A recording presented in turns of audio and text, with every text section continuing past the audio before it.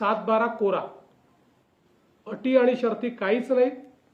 इच्छितो समोर कुठल्याही निवडणुका नसताना आम्ही कर्जमाफी केली आहे. केवळ विधानसभाच नाही तर आम्ही स्थानिक स्वराज्य संस्थाच्या निवडणुका जिंकलेलो आहोत.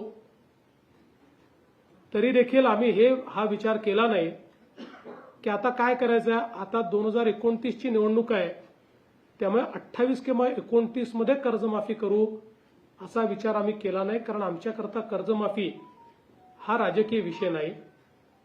आमच्याकरता कर्जमाफी ही शेतकऱ्यांकरता एक आपल्याला आमचा शेतकरी जगला पाहिजे, आमच्या शेतकऱ्याला पुन्हा कर्ज घेण्याची शक्ती प्राप्त झाली पाहिजे, याकरताचं एक इन्स्ट्रुमेंट, एक उपकरण म्हणून आम्ही कर्जमाफीकडे पाहतो.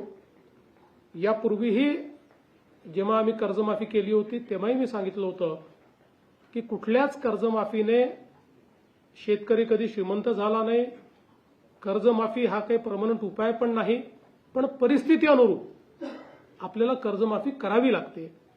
कारण त्याशिवाय त्या कर्जाच्या नेटमध्ये पुन्हा आपल्याला शेतकऱ्यांना आणता येत नाही. पण हे करत असताना यावेळी आपण एक कमिटी तयार केली आणि त्या कमिटीला हे काम दिलं होतं की त्यांनी शॉर्ट टर्मच्या उपाययोजना, लॉंग टर्मच्या उपाययोजना, बँकिंग सिस्टीमवर त्याचा होणारा परिणाम, या सगळ्या गोष्टीचा विचार करून त्या संदर्भातला रिपोर्ट द्यावा. समितीच्या रिपोर्टच्या आधारावर काही निकष आपण यामध्ये टाकलेले आहेत. पण मला असं वाटतं की आज आपण जर विचार केला तर 36,585 कोटी रुपये आणि 56 लाख शेतकऱ्यांना या कर्जमाफीचा लाभ होणार आहे. आणि हा जो आकडा आहे आतापर्यंतच्या झालेल्या कर्जमाफींमधला सगळ्यात मोठा आकडा आहे. आणि म्हणून बँकाही कशा प्रकारे वाचवता येतील, पण कर्जमाफी बँकेकरता नाही, ती शेतकऱ्याकरता, अशा पद्धतीनं याचं स्ट्रक्चरिंग आम्ही केलेलं आहे.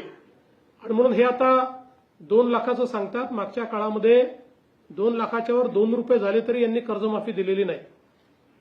आम्ही मात्र वरचे पैसे भरले तर 2 लाख रुपये त्याच्या खात्यामध्ये भरतो आणि तेही 10% शेतकरी आहेत.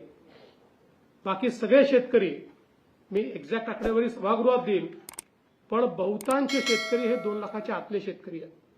आणि त्यांना सगळ्यांना आपण कर्जमाफी देतो. वारंवार 3-3 वेळा आपण कर्जमाफी करत असताना कुठेतरी कर्ज भरण्याची जी काही सिस्टीम आहे ती सिस्टीम ही कोलॅप्स होऊ नये, की सरकार कर्जमाफी करणारच आहे अशा पद्धतीची भावना तयार होऊ नये म्हणून काही उपाययोजना याच्यात समितीने सांगितल्या, त्या उपाययोजना आपण केल्या.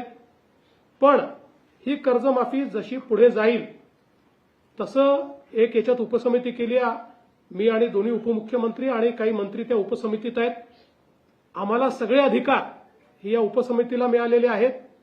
या उपसमितीच्या माध्यमातून ही कर्जमाफी पुढे जात असताना ज्या ज्या अडचणी येतील किंवा जिथे कुठे असं वाटतंय की शेतकऱ्यावर अन्याय होतोय किंवा काही बदल करण्याची आवश्यकता आहे, ते सगळे अधिकार आम्हाला दिलेले आहेत.